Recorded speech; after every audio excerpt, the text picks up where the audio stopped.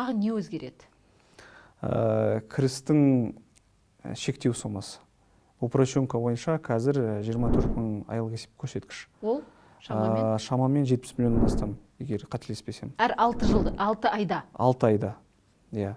Жылына енді 140-150 миллион деп ше, мысалы. Қазіргі жаңа салық кодекс аясында 2,5 миллиардқа дейін бару мүмкін. Жалпы сомасы, оборот дейік ше. Көбейттіңіздер оборотты? Көбейткен кезде бөлшектік салық режимі дедім, ол кезде енді салық төлеушілер көп емес қолданған жалпы оны. Алайда сол жерде белгіленген жаңағы 2,5 миллиард сомасы 600 мың айлық есеп көрсеткіш, сол мөлшерлемені сақтадық. Әжептәуір, менің ойымша.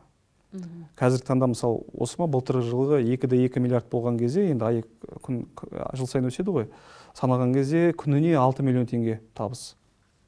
Әжептәуір деп есептейміз.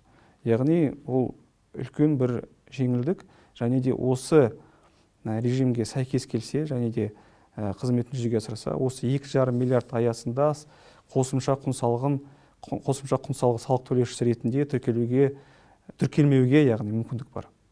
НДС төлемейді? Ондай талап жоқ. НДС төлемейді, қосымша құн салығын төлемейді.